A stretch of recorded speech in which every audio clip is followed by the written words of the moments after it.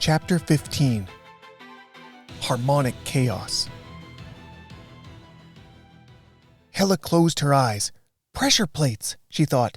They must be the same ones that cover the top of the walls. They're set off by pressure, but only if a Thutan steps on them. That's why the hounds got stuck. We were merged through our flames, and that's the only thing keeping them stuck. The thought only took a second to register in her mind after Skature dropped his flame. She could have grinned. She would have. Things were about to get very bad for the Rāyins. If the Hullhounds were scary when they were calm, imagine them when they're angry. She didn't have to imagine. She heard their bone-chilling howls, and they were closing in behind her, fast. In the same moment it took chills to run down her spine, the Asperite hold of the elite shock troopers diminished, significantly. It was just like when she was held in the streets of Ypres. Once Skature took down just a few piecemen, the group's hold weakened. The more they focus their will on the same thing, the more their power increases. So, if they're distracted, the opposite must be true. The force that was holding her motionless above the ground set her feet back on it. Her paralysis turned into a sensation more akin to trying to move underwater. Just the fear Cartha and Drom had struck into the troopers was enough to shake and divide their will. Hella looked over towards Skature. Everything seemed to happen in slow motion. Skature's feet hit the ground. His flame reignited. The giant Rāyin raised his saber. Cartha leapt over Skature and the Rāyin. What? What's Cartha doing? Hella puzzled, still watching things unfold. The giant saber descended towards Skature's head. Cartha cleared both men and the entire mobile unit behind them in one leap. It wasn't until her paws met the outer wall that Hella understood. The Hullhound loaded up her next leap, now horizontal against the wall, her burning red eyes piercing through the wall's shadows. She became a blur of black and red, streaking to the rear of the mobile unit that was focused on Skature. She hit like a vengeful lightning strike right through the middle of the unit. Blood and bodies exploded outward from her impact, falling haphazardly like a grotesque rain shower. The very instant she hit the unit, Skature was free. His arm shot up to intercept the arc of the hulking Rāyin's incoming saber strike, grabbing the man's forearm just as the edge of the blade met Skature's face. A menacing grin greeted the Rāyin brute as blood ran from a fresh laceration above Skature's eye. In a flash, Skature closed his hand like a vice and crushed everything in between it. Muscles, tendons, and bone crunched, severing the forearm halfway from the elbow. The saber, as well as a third of the arm that was holding it, fell to the ground with a clank and a thud. The man screamed in agony, gripping at his mangled stump. Skature cocked his fist back for the final blow, but the wail of their commander drew the attention of 2 out of the 4 mobile units toward Skature. They froze him before the blow could land, allowing the injured leader to scramble back to his men. That shift in their focus, though, released Hella from their thrall. She raised her flame as high as she could, not for herself, but for an incoming Drom, who had broken left of the units instead of leaping behind them like Cartha. He flanked them now at a flame-magnified speeding death charge. He didn't even need to attack a specific trooper. The impact was like a boulder careening down a hillside into a grove of trees. Everyone in Drom's direct path shattered. The madness Cartha, Drom, and Skature were causing destroyed whatever coordination each mobile unit had, causing total chaos. There were no clear orders. There was no time for them. Furious death rained down on them from all angles with unfathomable speed and violence. Hella, watching it all unfold around her, now finally understood. The strength of the Rāyin people wasn't just in their raw numbers like Godin thought. It was in their unity. This mayhem was why Carta and the others had been emboldened by what seemed like impossible odds to Hella at the secret meeting. We just need to keep them from unifying and we'll win, Hella thought. We'll tear them apart. They are as insects. Drom leapt out from the remains of a group of troopers, landing next to Hella's right hand. She could feel his fury. It radiated like an aura. This wasn't a hunt. This was personal. This was family. Suddenly, something snapped in Hella. Between the frenetic madness of the battle, she had forgotten Senna. She looked over to her left, where he had hung in the air earlier. There he was on the ground, curled up in a ball and covered in blood. She sprang over to him in a flash of red, shielding him with her body. "Senna! Senna! Get up, Senna! You've got to get up!" she screamed. He uncovered his head to see his sister sheltering him. "Hella!" Before he could even understand what she was saying, he latched onto her with both arms. Hella grabbed him back and blasted off towards the other side of the small valley, making sure to avoid the area that had frozen the hounds before. She placed him down and quickly patted him down for wounds. It's not yours, Hela laughed with relief. The blood, it isn't yours. You're okay, Finn. Her reassurance didn't improve his near catatonic state. She grabbed him by both shoulders and looked straight into his wide, glassy eyes. Senna, listen to me. We're going to win this. Me, Skature, Drom, and Kartha can beat these troopers. You need to stay here where it's safe until we win. Can you do that? Senna's eyes teared up. You're leaving! Don't leave me, Hela! He cried. Finn, you've got to be strong for me. Be strong this one time and we'll be free of Epole today. I promise you I'll be back. I will never, ever abandon you. Do you understand? Senna released his hold on his sister, lip quivering. He gave the slightest of nods as he said, okay, then curled back up into a ball on the grass.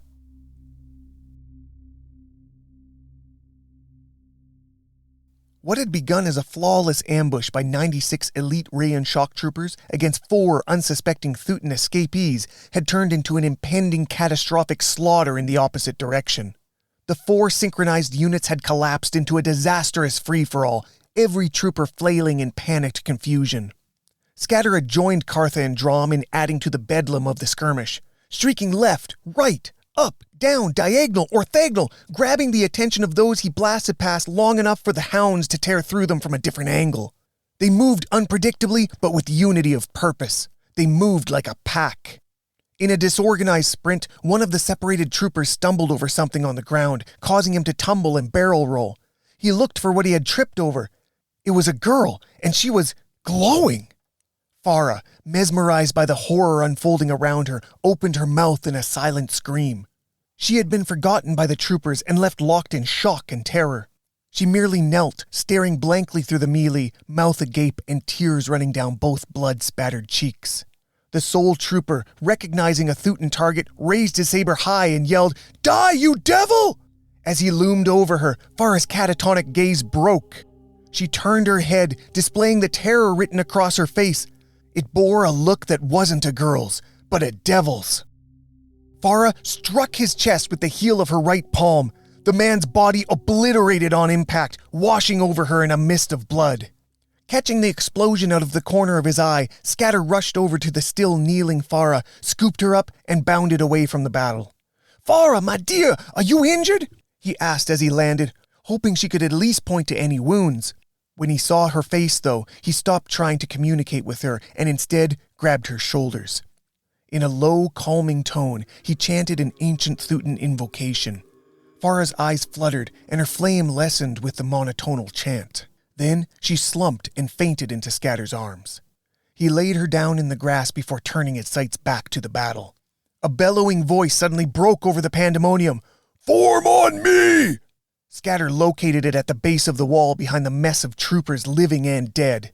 Every remaining shock trooper responded to the call like automatons. They all sprinted toward the voice. It belonged to the one-armed commander who now stood with his back against the wall. 42 surviving troopers reached the commander as the hounds finished off the ones they were chewing on. "Repulsing formation Delta!" the wounded commander screamed. They formed a phalanx around their leader, in 4 half-circles jutting out from the wall they were buttressed against. Kartha broke the spine of the dying Rāyin in her maw with a single mighty crunch, then focused her fury on the formation huddled at the foot of the wall. She sprinted, zigzagging with blinding agility, then dove at an obtuse angle at the right flank of the semicircle. To Skature's shock, she froze in midair as the entire focus of the tightly packed formation zeroed in on her attack. "Pull!" yelled the Rāyin commander. Horrified, Skature watched Kartha, still struggling to reach her paws to the ground below, begin to slowly float toward the formation. As she drew closer and closer to the trooper's defensive formation, her paws neared the ground. She scratched at the sod, but it didn't prevent the Asperite pull of so many unified Rāyins. His hound whimpered and growled while they dragged her, as if with iron chains, towards the outstretched sabers of the men directing their force. She was being pulled into a wall of blades. Even though Kartha now tore up the ground trying to escape her imminent impalement, Skature couldn't react for what seemed like an eternity. In reality, it was only 3 seconds from the order. The tips of 5 razor-sharp sabers pierced the thick, glowing hide of the protesting hullhound. At that moment, the sound of her yelp was overshadowed by the soaring figure of Drom, who had catapulted himself at the Rāyin repulsing formation. Push! Before Drom could collide his fury into them, a shockwave of aspirate force pulsed out from the troopers in all directions. Both Drom and Kartha flew backward as if struck by an ocean wave. This was fortunate for Kartha, who narrowly avoided total impalement. However, Drom wound up crashing headfirst into the ground in the opposite direction he had come. Skature, calling back the hounds with a whistle, took account of this new wrinkle in the action. Repulsing formation, hey? He thought, eyeing up the defensive shell. Well, that's quite a trick. They're packed close enough to bait our attack on them, but before we get close enough, they focus us down as a unit. Then they can either choose to repulse or pull us into their blades. Hela, fresh from sprinting away from Senna, landed next to Skature. What's the wait, Skature? Let's finish them off, she said in a rush. Hold up, little miss. Kartha almost paid the price for that decision. We need to think this through for a moment while our enemy is hunkered down. The hounds returned to Skature while he explained his plan to Hela. The right flank of Kartha's thick black pelt was wet with blood. Can we attack them from here? Hela asked. You know, I was thinking the same thing, but all we gotta work with on this terrain is grass and soil. There isn't a rock or tree in sight to send into their wretched bodies from a distance. He paused for a moment at that last statement. Although, go grab up Senna and meet me over here, quickly. Skature pointed to his left, back towards the area of the battlefield on which they had started the engagement. Hela didn't question him or give it a second thought. She leapt away, back toward her little brother. Skature collected Farah up in his arms, her eyes opening again as he lifted her. Hold on to me, my dear, and when I set you back down, stay low and do as I say. Can you do that for me? Farah rubbed her eyes and nodded, so Skature blasted off in the direction he had asked Hela to meet him. In only a few moments, all 4 Theutons had gathered on the near side of the valley closest to the wall. Skature watched as the Rāyin formation tracked their position with the tips of their aspirite sabers. He got the attention of the younger 3 and explained their situation. We've done well so far in halving their numbers, but the game has changed now. They're strictly defensive at the moment, but that can shift at an order. So we're gonna take advantage of this. Hela leaned in, Senna quietly held her arm, and Farah's glassy glare cleared the more Skature spoke. Notice how they're tracking us as a unit. Every saber is aimed at us to lock down anyone who gets close. Now, we could try to attack them from different angles at once, but judging how they dealt with the hounds just now, they'll likely just push us back with one of those pulses if they can't focus one of us down at a time. It's meant to stifle our attack, but that's all dependent on if they can track us as a unit. Our goal is to break their unity so we can get past them before they know what's happened. He pointed to Senna and Farah. You two stay right here until the hounds arrive for us. He then singled Hela out. Miss Hela, you and I are going to use this environment to our advantage, after all.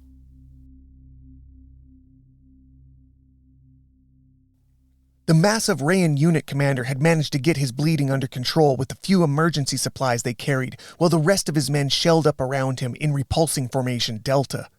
He could see the mouths of his enemies moving from his position, but couldn't make out their words. Side commander! He barked at one of the troopers closest to him. Keep the formation trained on their ringleader, but have 2 flankmen on each side watching for those grim wolves of theirs. They're planning the next attack. We cannot afford any holes in our defense. They'll break one at a time against our shell. Once he finished that order, he turned his attention back to the Theutons and noticed the 2 glowing ones advancing in unison past the previous battlefield. Hold! He shouted. Focus down the tall one first when they come into range. They're likely to split in different directions when they get close. The troopers kept all the tips of their sabers pointed at Skature, tracking his every step. Then he stopped, just past the bloody pieces of their fallen comrades. Both glowing Theutons began to glow bright red, brighter than before. Then, all at once, they started moving, fast. But they weren't moving toward the formation. Instead, they each moved laterally, in opposite directions, and appeared to be bent low at the knees and back, almost like crouching, but at a sprint. As the formation kept Skature in their sights, the commander was trying to determine their intentions. Watch for the dogs! This is a distraction! He shouted, sure of his read on the situation. Just then, it started to rain. Only slightly at first. The commander rubbed his chin and looked up, knowing it was a clear morning. Suddenly, chunks of soil and sod and mud showered down upon them. Are those beggars throwing dirt at us? Really? Shield your eyes, men! Keep our unity! But that was a harder task than it seemed, as the non-stop cascade of meadow dirt and grass didn't let up, blinding some and obscuring the view of others. Getting in the eyes, mouths, and clothes of every trooper, and it kept coming. Skature and Hela turned around and headed back towards their starting point, bent down and hurling a further onslaught of dirt and soil in an endless arc at the Rāyins. By their second pass, the wave of substrate became so thick in the air that it acted as a veil between opposing forces. The commander cleared his face with his one remaining hand while spitting the mud and grass. All of a sudden, he saw a bright streak of red light followed by two massive furry shapes tearing to their right.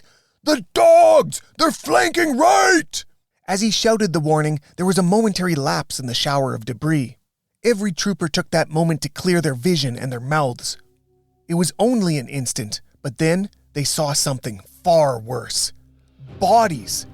The shower of soil changed into a shower of the dead and dismembered troop members they had lost. Limbs and blood rained down. Torsos, heads, and entire bodies flooded the air over their formation. Push! Push! The order came too late. Besides that, the impact of the corpses staggered and terrified the troopers so much that it all but broke their unity. Then boots and sabers rained down between the visceral carnage, creating a further tsunami of deadly detritus. The formation broke. Troopers fled outwards to escape the gruesome assault. Even the commander had to duck and dodge as best he could to avoid the worst of it. When the carnage ended, the commander took stock of his men in an attempt to reconstitute a formation. But when he looked around the tumultuous and splattered landscape, there were no Theutons in sight.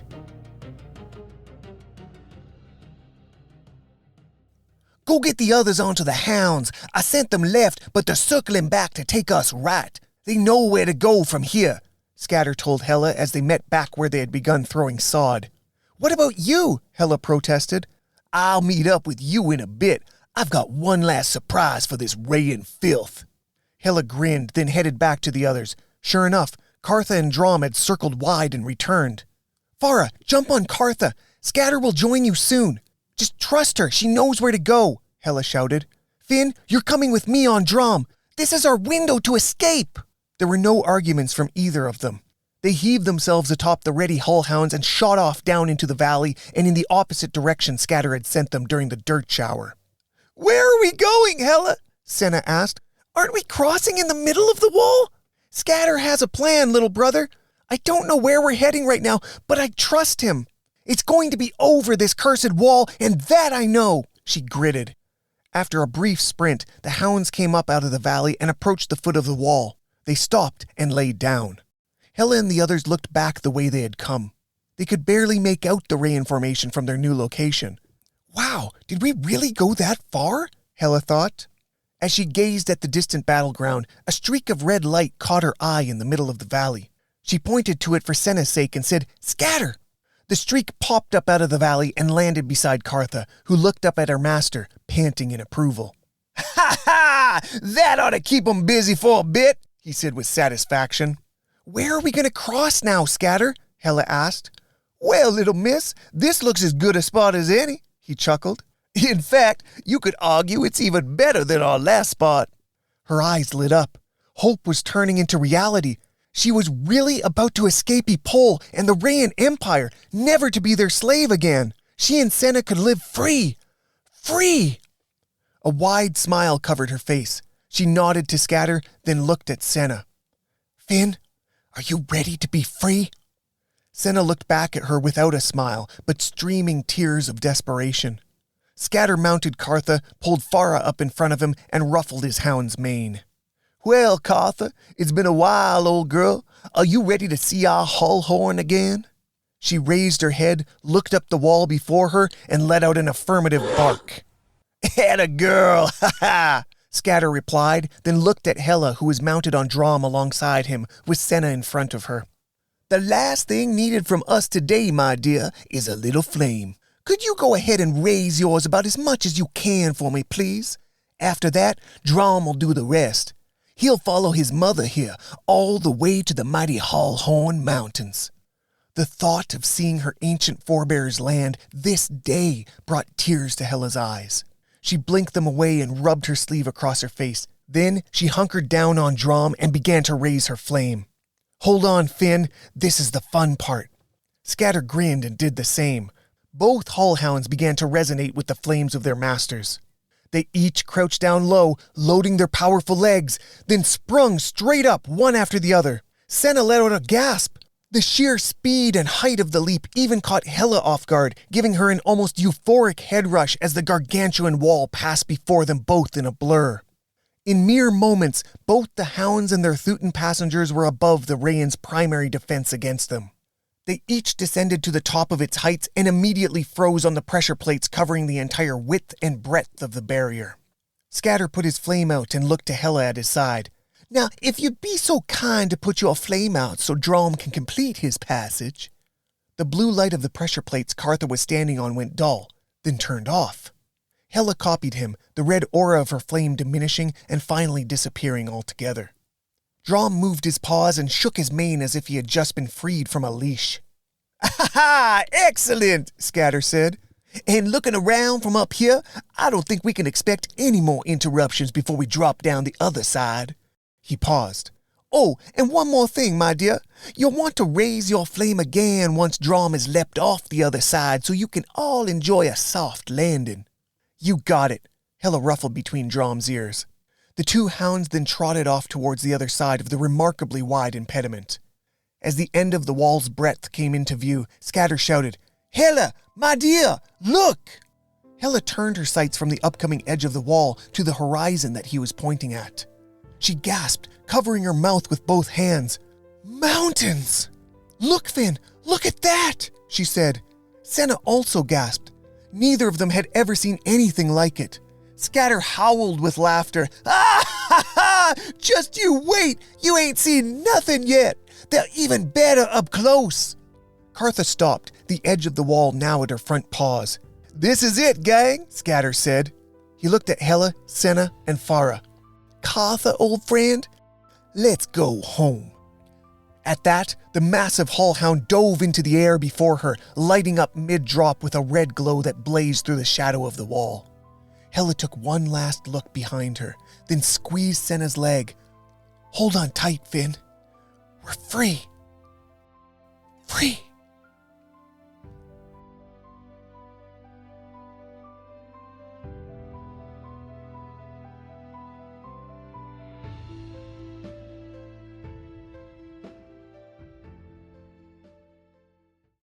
Musings of the Watchers. Throughout the storied history of Thooten battle against Sol's Rāyins, our war chiefs of legend discovered that tactics of division proved to be the most effective. A Rāyin sorcerer's Asperite powers grow and compound the more they focus on a single goal. Thusly, dividing and confusing their efforts has been shown to greatly diminish their strength.